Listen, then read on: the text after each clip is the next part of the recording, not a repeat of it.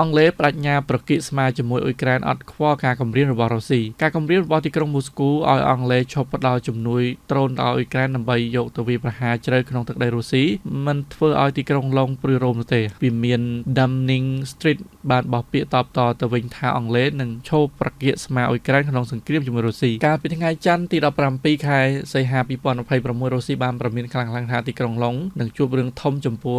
ការបន្តជួយដ្រូនទៅឲ្យទីក្រុងគៀវមកវាយប្រហាររុស្ស៊ីដែលនេះស្មើទៅនឹងការចូលដៃក្នុងអំពើភេរវកម្មរបស់ទីក្រុងគៀវទូរទស្សន៍ RT បានស្រង់សេចក្តីរាយការណ៍របស់ស្ថានទូតរុស្ស៊ីប្រចាំអង់គ្លេសដែលប្រមានថាតាមពិតទៅទីក្រុងឡុងមានចេតនាធ្វើឲ្យវិបត្តិអ៊ុយក្រែនឡើងពុះកញ្ជ្រោលបែរជាធ្វើពុតថាខ្លួនចង់ឃើញសន្តិភាពទៅវិញយ៉ាងណាការធ្វើបែបនេះចក្រភពអង់គ្លេសកំពុងคล้ายខ្លួនជាអ្នករួមដៃនឹងសហការជាមួយក្រុមទឹកជននៅក្នុងសង្គ្រាមកម្មស្រោចឈាមនិងការវាយប្រហារភេរវកម្មដែលប្រព្រឹត្តឡើងដោយក្រុមណាស៊ីសម័យថ្មីរបស់អ៊ុយក្រែនហើយសេចក្តីថ្លែងការណ៍នោះបន្តថាទីក្រុងឡុងនឹងជួបរឿងធំព្រមទាំងផលវិបាកធ្ងន់ធ្ងរជាមិនរួចឡើយដោយសារតែទង្វើរបស់ខ្លួននេះឯងយ៉ាងណាជាការឆ្លើយតបអង់គ្លេសបានបដិញ្ញាចិត្តជួយអ៊ុយក្រែនទៀតពេលណាក៏ដោយឲ្យតែត្រូវការដើម្បីការពារខ្លួនមិនខ្វល់ចំពោះការប្រមានពីរុស្ស៊ីឡើយទូរទស្សន៍ Sky News បានស្រង់សម្ដីអ្នកនាំពាក្យក្រសួងការពារជាតិអង់គ្លេសដែលអាងថាទីក្រុងឡុងចូលប្រគិស្មាជាមួយអ៊ុយក្រែនហើយបដិញ្ញាផ្ដល់គ្រឿងបរិក្ខារតាមចិត្តអ៊ុយក្រែនត្រូវការដើម្បីការពារខ្លួនទប់ទល់ទៅនឹងការលុកលុយខុសច្បាប់របស់ពូទីនហើយរុស្ស៊ីមិនចាំបាច់សង្ស័យអំពីការតាំងចិត្តរបស់រដ្ឋាភិបាលនោះទេ